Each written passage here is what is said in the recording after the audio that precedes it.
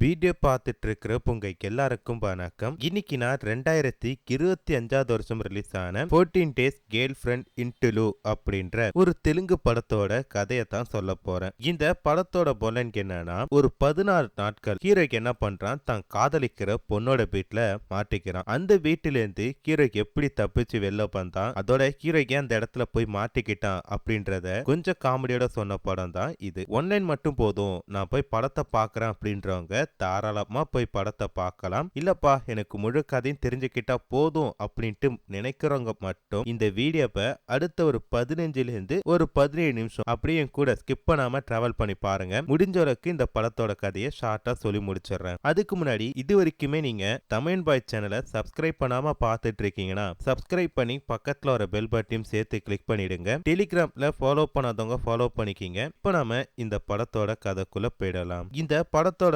தொடக்கத்திலேயே ஒரு பயணம் காட்டுறாங்கல்ல, இவன் தான் நம்ம கதையோட ஹீரோ. ஹீரோ பத்தி சொல்லணும்னா ஹீரோ டைரக்டர் ஆகணும் அப்படின்னு சொல்லிட்டு முயற்சி பண்ணிட்டு இருக்கான். அதனால பாத்தீங்கன்னா சொந்தமா கதை யோசிக்காம எங்கேயாச்சும் கதை கிடைக்குமா அப்படின்னு சொல்லிட்டு ஒவ்வொரு கதையா தேடி பார்த்துட்டு இருக்கிறான். நிறைய குறும்படங்கள் எடுத்து வச்சிருக்கான். அதை வச்சு ஒரு சில ப்ரொடியூசர்களையும் பார்த்தா அப்ரோச் பண்ணி வச்சிருக்கான். பார்ட் டைமா ஒரு யூடியூப் சேனல்ல வேலையும் பார்த்துட்டு இருக்கிறான். இப்படிப்பட்ட ஹீரோ தன்னோட படத்துக்காக ஹீரோனை தேடிட்டு இருக்கும் போதுதான் ஒரு டேட்டிங் ஆப்ல நம்ம படத்தோட ஹீரோனை சந்திக்கிறான். அந்த ஆப்ல அந்த பொண்ணோட பயோல என்ன போட்டிருக்குன்னா, ஒரு 14 நாட்கள் என் கூட பாத்தீங்கன்னா நீங்க பழகி பாருங்க, எனக்கு பிடிச்சிருந்துச்சுன்னா நம்ம லவ் பண்ணலாம், இல்லையா அந்த 14 நாட்கள் மட்டும் போதும், அப்படியே நம்ம பிரேக்கப் பண்ணிக்கலாம் அப்படின்ற மாதிரி சொல்லி போட்டிருக்கா. இதை பிடிச்சி போன ஹீரோ என்ன பண்றான்னா அந்த பொண்ணுக்கு ஒரு மெசேஜை தட்டி விடுறான். இவங்க ரெண்டு பேரும் ஃபர்ஸ்ட் இந்த ஆப்ல பேச ஆரம்பிக்கிறாங்க. ஆப்ல பேசி பேசி பிடிச்சி போனதுமே உடனே என்ன பண்றாங்கன்னா போன்ல பேச ஆரம்பிக்கிறாங்க. போன்ல பேசி பேசி ஒரு நாள் நேர்லயே மீட் பண்ணலாம் அப்படின்ற மாதிரி சொல்லிட்டு மீட் பண்ணி இவங்க பார்த்தா தன்னோட லவ் கொஞ்சம் கொஞ்சமா பலத்துட்டு இருக்காங்க. இப்படி போயிட்டு இருக்கும் போதுதான் ஒரு நாள் ஹீரன் என்ன சொல்றா, வீட்டுல யாருமே இல்ல, நைட்டு வரியா அப்படின்ற மாதிரி சொல்லி கேட்கிறப்ப டக்குனு ஹீரன் என்ன பண்றானா ஹீரன் வீட்டுக்கு போயிட்டா. எதுக்கு, சம்பவம் பண்றதுக்கு தான். அவங்க ரெண்டு பேரும் கொஞ்சம் அப்படி இப்படி இருந்துட்டு அப்படியே பார்த்தீங்கன்னா படுத்து தூங்கிட்டாங்க. மறுநாள் ஹீரனோட போன் சவுண்ட் கேட்டு தான் ஹீரோ கண்ணை மூச்சு பாக்குறான். போன்ல யார் பேசுறான்னு சொல்லி பார்த்தா வீட்டுல வேலை பாக்குற பொம்பளை பேசுறாங்க. அம்மா எத்தனை மணிக்கு நான் வீட்டுக்கு வரட்டும், நீங்க ஏஞ்சிட்டீங்களா அப்படின்ற மாதிரி சொல்லி கேட்கிறப்ப அப்பதான் ஹீரனுக்கு புரியுது ஹீரோ தான் வீட்டுல இருக்கான் அப்படின்றதே. சரி சரி நீ என்ன பண்ற, இன்னொரு half an hourல வந்துரு அப்படின்ற மாதிரி சொல்லிட்டு காலை கட் பண்ணிட்டாங்க. அதுக்கடுத்த ஹீரோ எழுப்பி, பாரு இன்னும் கொஞ்ச நேரத்துல வீட்டுல வேலை பாக்குற பொம்பளை வந்துருவா, அப்புறம் ஊருக்கு போயிருக்க எங்க அப்பா அம்மா வந்துருவாங்க, சோ சீக்கிரம் இந்த இடத்த விட்டு கிளம்பு அப்படின்ற மாதிரி சொல்லி கத்துறப்ப சரின்ட்டு ஹீரோ என்ன பண்றாங்கன்னா ட்ரெஸ் எல்லாம் போட்டுட்டு கரெக்டா வாசல் கிட்ட போகும்போது யாரோ தவங்க காலிங் பெல் அழுத்துறாங்க. டக்குனு ஹீரோனுக்கு தூக்கி வாரி போட்டுட்டு யாருன்ட்டு அந்த கீ ஹோல்டர் வழியா பாக்குறப்ப ஹீரோனோட மொத்த குடும்பமே வீட்டு வாசல நிக்குது. இது சுத்தமா பார்த்தா ஹீரோன் எதிர்பார்க்கவே இல்லை. உடனே பயந்துட்டு ஹீரோ திருப்பி போயிட்டு பெட்ரூம்ல பதுங்க சொல்லிட்டு என்ன பண்ணலாம் அப்படின்னு சொல்லி யோசிச்சுட்டு இருக்க டக்குனு ஹீரோன் என்ன பண்றானா ஒரு பிரஷ் எடுத்து பாயில வச்சுட்டு ஒன்னும் தெரியாத பொண்ணு மாதிரி போயிட்டு கதவை திறக்கிறப்ப அம்மாக்காரி கேட்கற,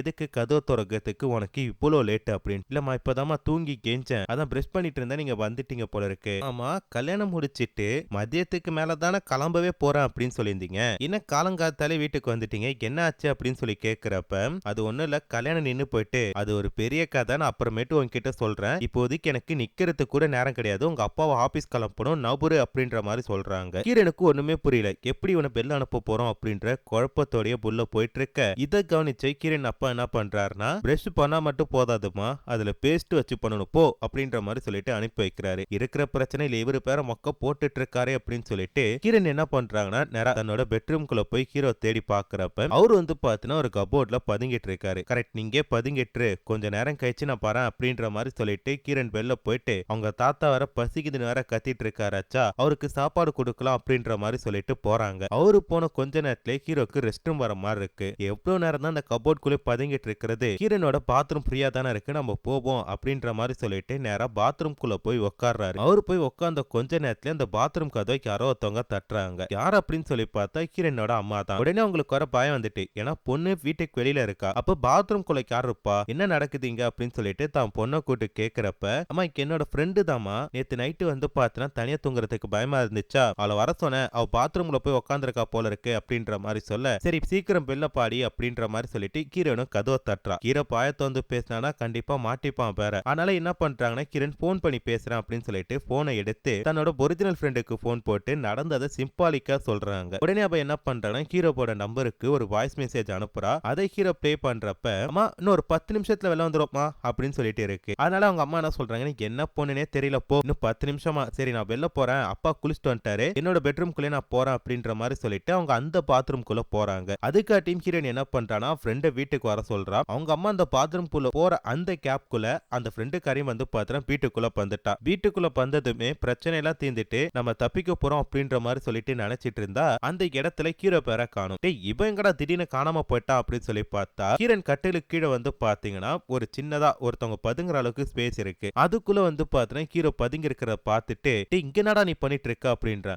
என்ன பண்ணிட்டு இருக்கனா, சொல்லாம கொள்ளாம உங்க அம்மா வந்து கதவு தட்டுறாங்க, எனக்கு பயமா இருக்கு அப்படின்ற மாதிரி சொல்லிட்டு ஹீரோ பதுங்கிட்டு இருக்கிறான். ஹீரோ தப்பிக்கிறதுக்கு என்னென்னப்போ வழிகள் பண்றான். மாடியில இருந்து குதிக்கலாமா அப்படின்ற கூட பாக்குறான். பட் குதிச்சா உயிர் போயிடும் அப்படின்றனால ஹீரோக்கு என்ன பண்றானா ஒரு பக்காவான ஒரு ஐடியா சொல்றான். நான் இருந்ததான் இருந்துட்டேன், இன்னைக்கு ஒரு நாள் நைட்டு மட்டும் உங்க வீட்டுல தங்கிட்டு போறேன். ஏன்னா நைட்டு வந்து பாத்தீங்கன்னா உங்க அப்பா அம்மா அவங்க பெட்ரூம்ல தூங்குவாங்க, நீ உன்னோட பெட்ரூம்ல தூங்குவ. உங்க தாத்தா பாட்டி மட்டும் தான் ஹால்ல தூங்கிட்டு இருப்பாங்க. உங்க தாத்தாவோட கண்ணாடி கைட்டு வச்சுட்டேன்னா அந்த பெருசுக்கு கண்ணு தெரியாது, அந்த கேப்பை பயன்படுத்தி நான் தப்பிச்சு போயிடுவேன் அப்படின்ற மாதிரி சொல்றப்ப நைட் வரைக்கும் வெயிட் பண்ணிட்டு கிரண் என்ன பண்றாங்கன்னா அங்க தாத்தாவோட கண்ணாடியை கைட்டலான்னு சொல்லி பார்த்தா தாத்தா நைட்டு எல்லாரும் தூங்கின கடுத்து ஹால்ல உட்காந்துட்டு அந்த மாதிரி படம் பார்த்துட்டு இருக்காரு. அட என்ன இந்த கிழமை இந்த மாதிரி படத்தெல்லாம் பார்த்துட்டு இருக்கான் அப்படின்னு சொல்லிட்டு கிரண் யோசிச்சுட்டு இருக்க. சரி இவன் எப்ப இதை பார்த்து முடிச்சு எப்ப தூங்க போவான் அப்படின்ட்டு கிரண் இன்னும் பதற்றமாயிட்டு இருக்கக்குள்ள கரெக்டா வந்து பாத்தீங்கன்னா அந்த படத்தை முடிச்சிட்டு தாத்தா படுத்து தூங்குறதுக்காக போறாரு. படுத்து தூங்கிட்டு இருக்க கிரண் போயிட்டு கண்ணாடியை கைட்டிட்டு ஹீரோவை கதவு திறந்து போ அப்படின்ற மாதிரி சொல்ல ஹீரோன்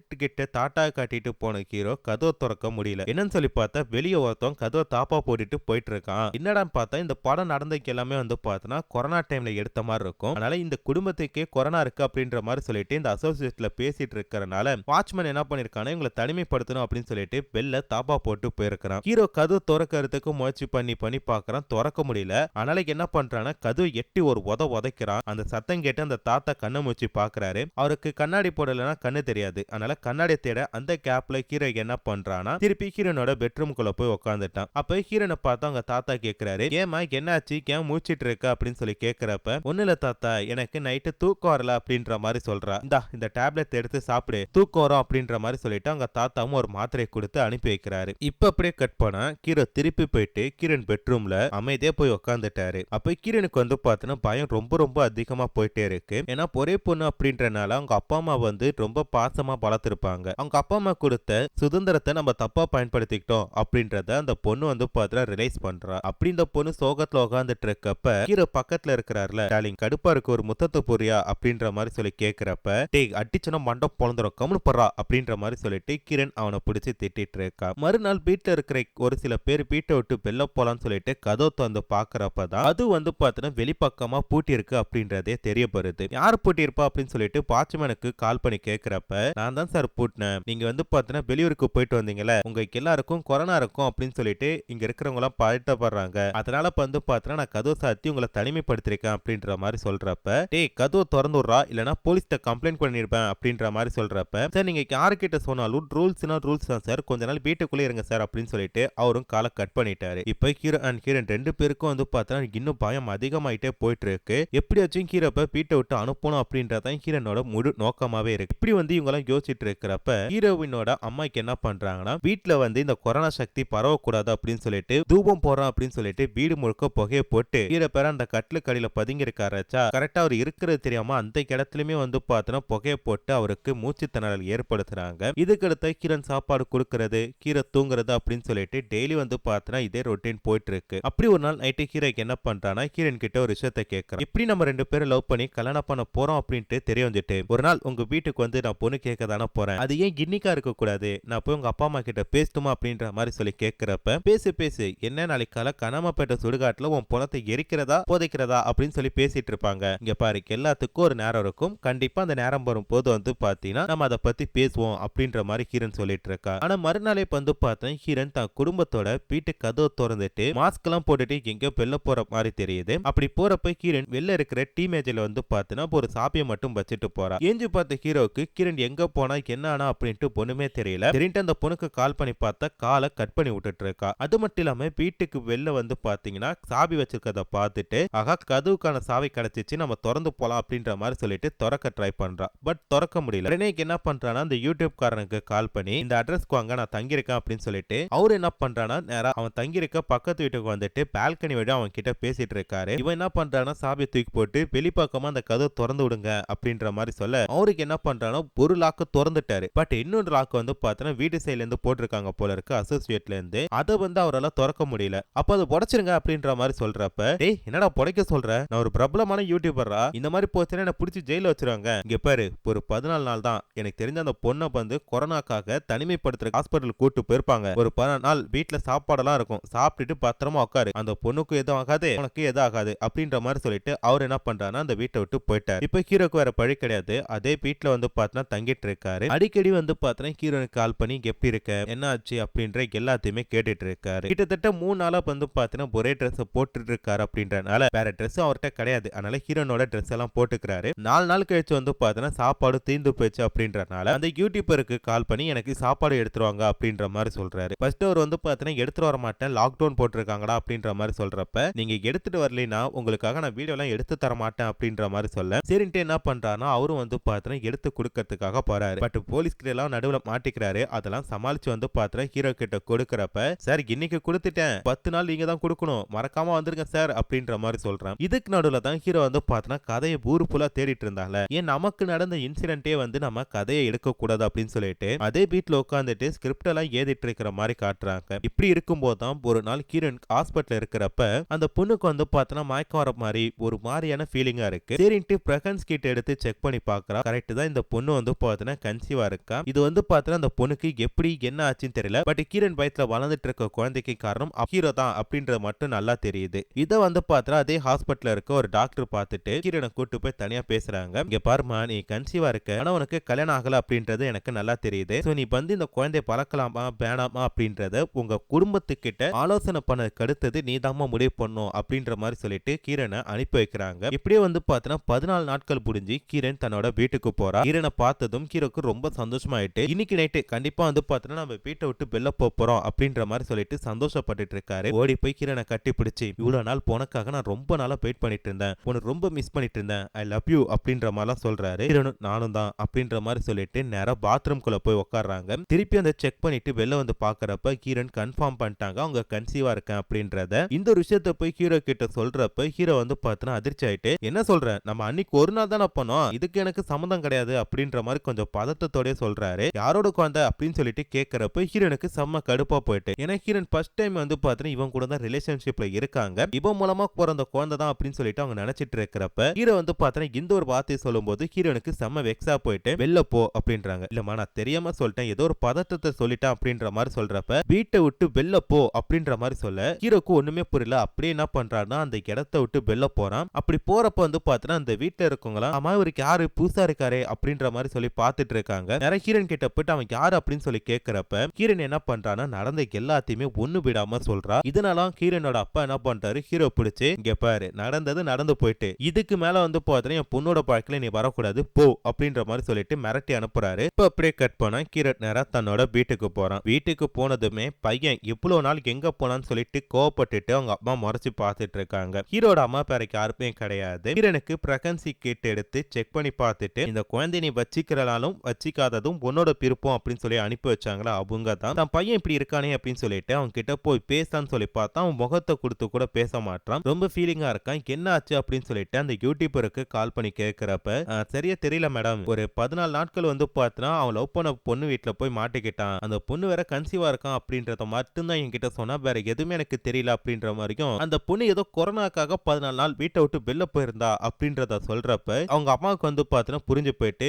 ஏன்னா அவங்க ஹாஸ்பிட்டல பார்த்து அந்த பொண்ணு தான் இந்த பையன் லவ் பண்ண பொண்ணு அப்படின்னு சொல்லிட்டு இந்த ஒரு அம்மாவுக்கும் தன் பையன் கல்யாணத்துக்கு முன்னாடியே ஒரு பொண்ணை கன்சீவ் ஆக்கிட்டான் அப்படின்னு சொல்லி தெரிஞ்சா கண்டிப்பா வந்து பார்த்தா கோவப்படத்தான் செய்வாங்க. அதே மாதிரி தான் இந்த அம்மாவுக்கு என்ன பண்றாங்கன்னா தன் பையன் இப்படி ஒரு வேலையை செஞ்சிட்டான் அப்படின்னு சொல்லிட்டு நேரா போயிட்டு அவனை அடின்னு அடிக்கிறாங்க. பட் இருந்தாலும் தான் பையன் பண்ணது தப்பு தான் அப்படின்ட்டு அவங்களுக்கு தெரிஞ்சு அதான் உணர்ந்துட்டான் அப்படின்னு சொல்லிட்டு அவனை கட்டி பிடிச்சிட்டு சரி அம்மா இருக்கல அம்மா பாத்துக்கிறேன் அப்படின்னு சொல்லிட்டு நேரா என்ன பண்றாங்கன்னா ஹீரோன் வீட்டுக்கு போறாங்க. ஏற்கனவே ஹீரோன் வீட்டுல ஹீரோ பண்ண செம கடுப்புல இருக்காங்களாச்சா, இந்த டாக்டர் எதுக்கு இந்த பையன் கூட்டிட்டு வந்திருக்கான் அப்படின்னு சொல்லிட்டு ஒரு மாதிரி பார்த்துட்டு இருக்கப்ப என் பையன் வந்து பாத்தீங்கன்னா உங்க பொண்ணை லவ் பண்ணிருக்கான், அதனால அவங்க 2 பேரும் வந்து பாத்தீங்கன்னா ரிலேஷன்ஷிப்ல இருந்து இப்போ உங்க பொண்ணு கன்சீவா இருக்கா, அதனால என் பையனுக்கே உங்க பொண்ணு குடுக்குறீங்களா அப்படின்ற மாதிரி சொல்லி கேட்க குடும்பமே வந்து பாத்தீங்கன்னா முறைக்கிறாங்க. இல்ல நீங்க ஏன் முறைக்கிறீங்க அப்படின்னு சொல்லிட்டு தெரியுது, நல்லா படிச்சிருக்காங்க, அடுத்த வருஷம் வருஷம் யூஎஸ்க்கு கண்டிப்பா போயிடுவான். சோ அவனுக்கு கை நிறைய சம்பளம் கிடைக்கும். உங்க பொண்ணு வந்து பாத்தீங்கன்னா யூஎஸ்க்கு போயிடுவா. சோ நீங்க பயப்பட வேணாம், பொண்ணு தரீங்களா அப்படின்ற மாதிரி சொல்லி கேட்கிறப்ப